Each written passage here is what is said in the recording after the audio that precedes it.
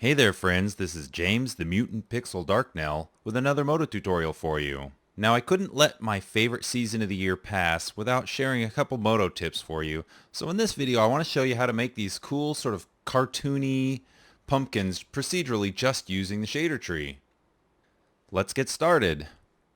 So if I just close this window here and I'm going to close out this scene, we're just going to be starting from scratch. But this is just to show you what we're going to be moving towards. So close all of that. And the first object I want to start with is a sphere. So I'm going to hold down my control key and I'm just going to create a unit primitive. So that is my sphere right there. And I'll just select that and move that up a little bit. So the way that I'm going to approach doing this procedurally is I'm just going to be using textures to displace the pumpkin ribs around the edges of the pumpkin, and I'm going to be doing that by creating a gradient that I can apply around the pumpkin, and that's going to be done using the UV map. So if you look at the default UV map here, get to the UV editor here, you can see that this is what the sphere looks like, all just spread out. So that'll be perfect for what it is we want to do. So let's jump back into the modeling view, and I'm going to hit F8 to open up my preview here. Kind of set that off to the side. So the first thing we're going to do is we're going to apply material here. We're going to call this pumpkin. And maybe we'll even give it a quick little default orange color. Now I'm going to use a gradient and apply that to the UV of the model. So I'm going to go in here to processing and add a gradient. And instead of the input parameter incidence angle, we're going to set this down to a sample, and I'm going to set that to texture U. And so that we can see this more easily in our previewer here, I'm going to set the effect to the diffuse amount.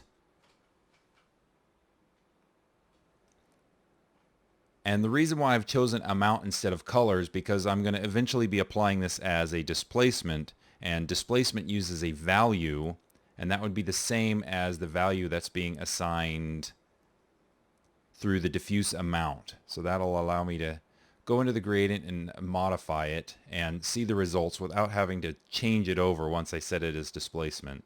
Let's just open this quickly in the editor. Set that value to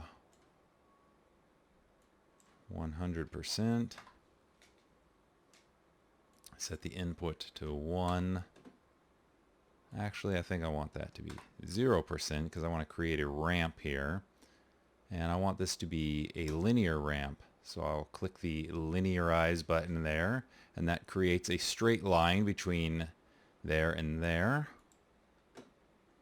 And we want to make sure to go into our texture locator here, and by default the procedural texture, or the gradient that's being generated here, is projected as a solid, and we actually want to do that as a UV map, and we need to specify that UV map that we've made. So now if we look at this from the very top, you can see that our gradient is being applied from directly to white, and then it's linear being applied around the circle to black. Now I actually want to repeat that several times. So go into our texture locator now. We're going to go into the horizontal wrap because we're using the U direction as the horizontal direction of the UV map. And I'm going to set that to 12. And you can see now I get this sort of scalloped pattern here around the outside. So I'm going to use that to map yet another gradient that I'm going to use to control to make the ribs. And in order to do that, I'm going to go up here, recent, add another gradient. Now I want to feed the information from this gradient into that one, and the way that is done is by changing your output effect. So I'm going to go in here to shader control and get driver A. And by specifying that, anything that has driver A now as the input will read this information. So I can go back to my secondary gradient, and I can change the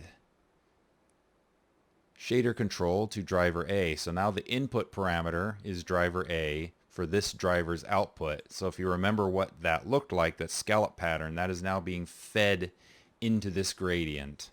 And I'm going to use that to remap. So go back to my diffuse. Actually, if I set this now to my displacement, surface shading, displacement. So we're not getting any type of effect yet, so I'm going to go here and middle mouse button click on there. And you can see there is our scallop pattern that we had before. So what we want to do is take over the length of that gradient going from black to white, and I want to reshape that using this gradient, the one on top. Let me shrink this down a little bit to make it a little bit easier to see. So this would be basically where the solid black is in the original gradient, and this would be where the solid white is. And I want to actually map that so this is completely flat, so that we're starting from a flat surface. So we'll start that one at 0. And we'll do this one, make sure that one's at 0, but we're at 100%. Now I'm just going to middle mouse button click here in the middle of that, and then create another key. And then now if we look at it, we're starting to get that pumpkin-y ribbing. So if we think of this now sort of as a cross section, I'll set this one to 100%. So we get that maximum amount of displacement. And we can scale this just a little bit. So think if we had a cutaway view now of the pumpkin lengthwise, and you saw those little ribs, these little bits right here would be kind of skinny around the indent areas. And then this area up here is pretty fat. Maybe this sticks out a little bit more. But we can kind of control that ribbing look just by thinking of this sort of as a cutaway, and that allows you to sort of modify that look for that pumpkin. So now we kind of got the ribbing going on very easily just using a couple of gradients and the default UV map. And the great thing about doing this procedurally, that if we went back to this gradient and adjusted the texture locator, we could go back to this wrap value. We can make this like 6. I think we're going to need to reset the render here, but we could see there's what 6 ribs look like.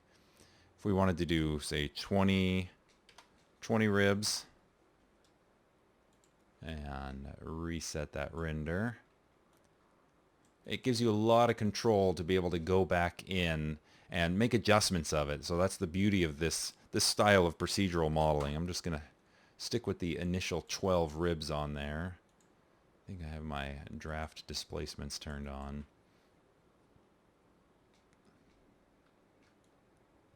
Alright, but this still isn't looking much like a pumpkin, so let's close this real quick, and we're going to turn on our polygon edges here, and I'm just going to go into my vertex selection mode and select that top vertex and get my move tool, and we're going to start shaping this into the pumpkin, and I'm just going to be using a soft selection fall off.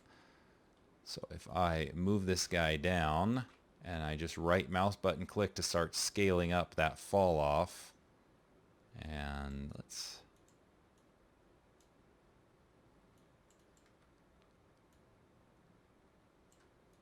kind of move that even bigger. Now we're starting to get something that looks more like a pumpkin.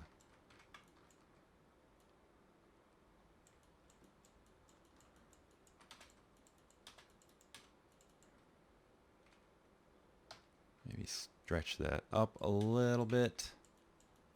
So this is all, remember, just being based off of the default 1 meter unit sphere. And we'll open up that preview once again. And that's looking a lot more like a pumpkin. But we don't have that sort of uneven bumpiness. This is just maybe a little bit too even. So I think what I'm going to do is I'm going to add another layer of displacement underneath the ribbing displacement to sort of offset that. So I'm going to go in here and just put in a noise.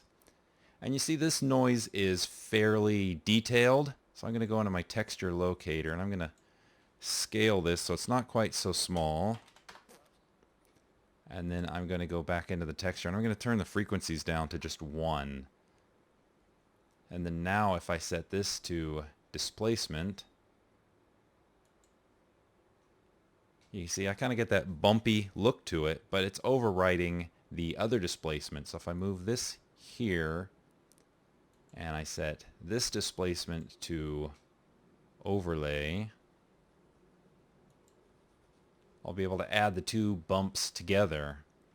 But you see now I'm starting getting this artifact because where it adds up to more than 100%, you get this kind of clipping effect.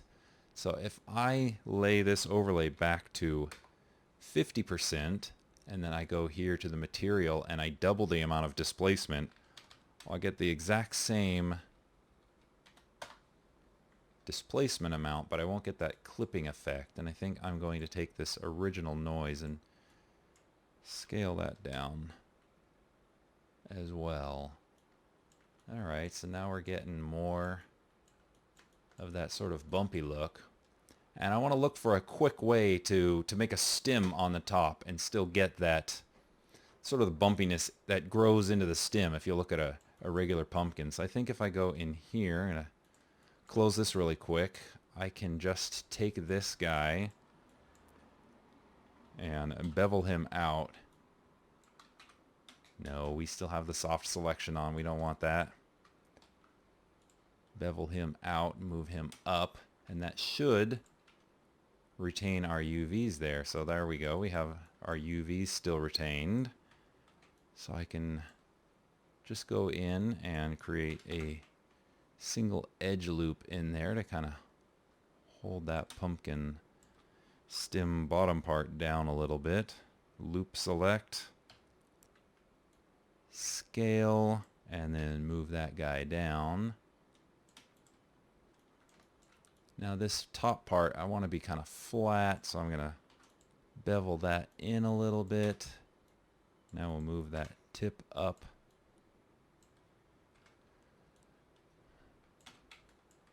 And I think we want to scale this whole thing.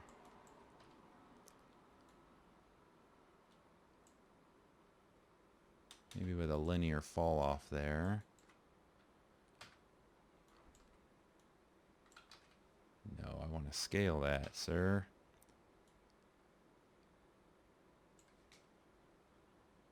Let's take that and reverse that fall off. Well, that'll kind of get me what I need. Disable the fall off.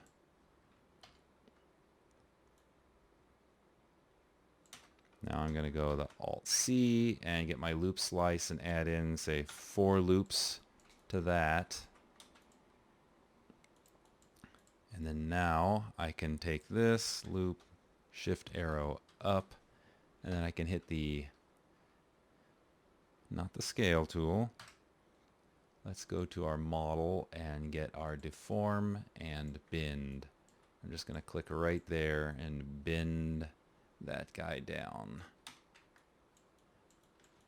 And if I want to get really fancy, I can twist it here. So I click off to the side. Now I can kind of click right in the center of where that base is. And then I can twist that stem a little bit. So now let's take a look and see what that looks like in our preview. So I think that looks pretty good. We got a stem going on there and it still has the ribbing into it and it all looks like it's kind of growing into each other. So the last little bit is we want to make the stem green. So I'm just going to select this area here that represents the stem, and I want to use a weight map in order to control this. This is another sort of procedural trick to the shader tree. So I'm going to go to weight maps and just create a new map. I'm going to call this stem color, and we'll set this as initial value of 1. So now if we go back and we look at this using the vertex map mode, you can see everything that's red now has a weight map, and everything that's green doesn't have any weight value to it, and it kind of fades out right here. So we're going to use that to our advantage in the shader tree. So let's go back to default, hit F8 to open up our little preview here. Now let's jump back into our shader tree, and we are going to add in a constant layer. And this one we're going to make green.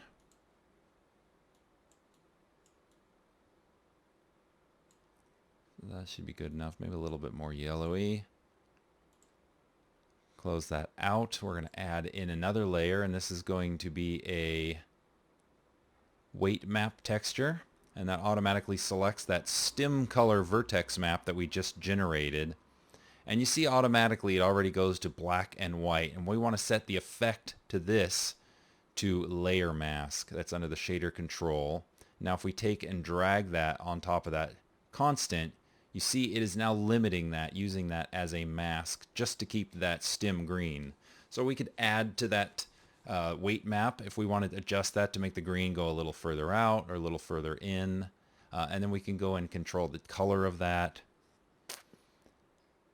And then maybe if you think this stem part is displacing too much, it's displacing the same amount as, say, the rest of the body, we could actually just add in another one of those. So let's set in a weight map texture, and we're going to set that to layer mask, and we're going to set that to the displacement here. And you see it removes all of the displacement from down here, but not off of the stem. So we want to go now to select that. And we're going to invert it. Now we don't want to get rid of all of that displacement, so we can go in here and we can set that to, say, 60%. And it'll reduce the displacement here on the stem, but keep it the same on the rest of the pumpkin. So I think a couple other quick little details here. Maybe we'll throw on a bump map of some sort. So enhance, maybe get something here.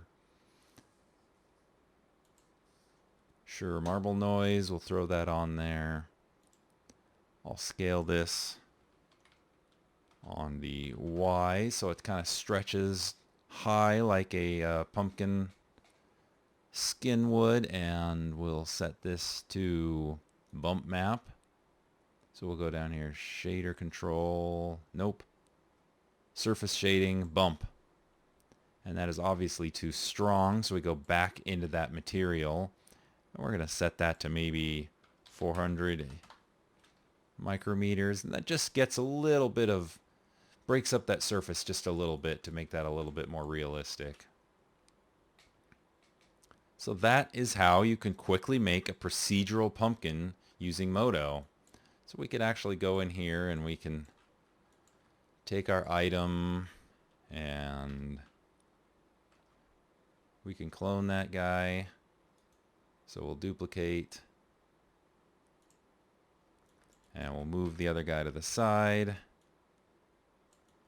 And this one we want to scale up. So you see that's going to stretch the stem, but we can fix that real easily by just selecting each one of these loops. Now we grab this modeling tool here and we click on radial and click on that. We can convert each one of these loops back to a circle and keep that round stem that we had.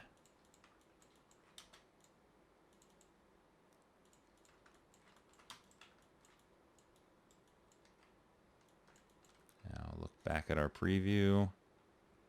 Press F8.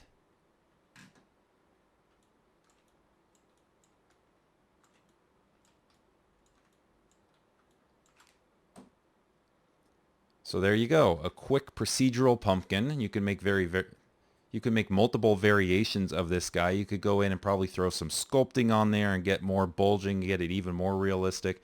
And if you spent maybe 5 to 10 minutes in the shader tree, just adding some additional layers to this, you could get it even more realistic looking. All right, so I hope you found that useful, maybe learned a few new techniques. Hope you all have a happy Halloween this year. Thank you for watching, and I will see you next time. Hey, That was pretty cool.